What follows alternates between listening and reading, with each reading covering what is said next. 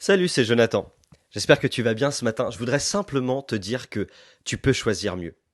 Il y a ce qui est bon et il y a ce qui est meilleur. Et peut-être que jusqu'à aujourd'hui, tous tes choix, tout ce que tu as fait, t'a amené à découvrir des choses qui, selon toi, eh bien, sont bonnes. Mais j'aimerais te dire par expérience qu'il y a meilleur. Et s'il y a bien une chose que Dieu t'a donnée à toi comme à moi, c'est quand même la liberté de choisir. Tu peux choisir ce que tu veux pour aujourd'hui, pour demain et pour ton éternité. La Bible dit dans Deutéronome chapitre 30 verset 19, oui, je vous préviens aujourd'hui, et je prends le ciel et la terre comme témoins. Je mets devant vous la vie et la bénédiction, la mort et la malédiction. Mais il nous recommande quand même et il dit, choisissez donc la vie pour que vous viviez, vous et vos enfants. Les conseils de Dieu sont toujours les meilleurs. En fait, j'aimerais vraiment te rappeler que Dieu n'a jamais obligé personne, ni contraint personne. Mais c'est avec beaucoup d'amour qu'il a envoyé son Fils. Et il l'a fait, tu sais pourquoi? Pour nous démontrer que son amour est un amour incomparable, capable d'aimer, à en donner tout. Dieu n'attend rien, simplement le retour de ta foi, pour que tu puisses bénéficier de cet amour. Pourquoi Dieu? Pourquoi Dieu permet? Pourquoi Dieu laisse faire? Pourquoi Dieu n'intervient pas? Eh bien, tu sais pourquoi? Parce qu'à un moment donné, Dieu a décidé de laisser le libre arbitre à l'homme, c'est-à-dire, il te laisse le choix, pour ta vie et pour ton éternité. Si ça, c'est pas une preuve d'amour, eh bien, je sais pas ce que c'est.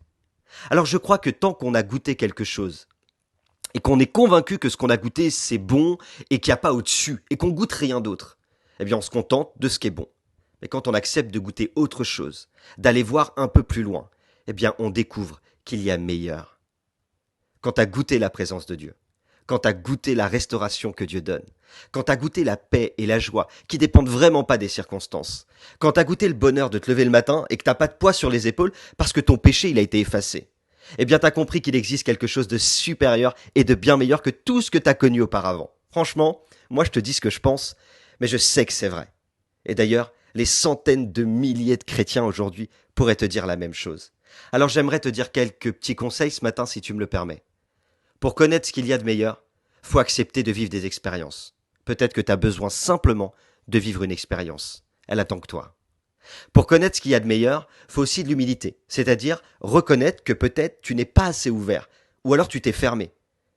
Tu t'es fermé et donc tu te contentes de ce que tu as, de ce que tu connais et de ce que tu vis. Mais Dieu veut te faire découvrir qu'il y a meilleur. Et enfin, essayer, c'est l'adopter. Tu connais certainement cette expression. C'est vraiment ça.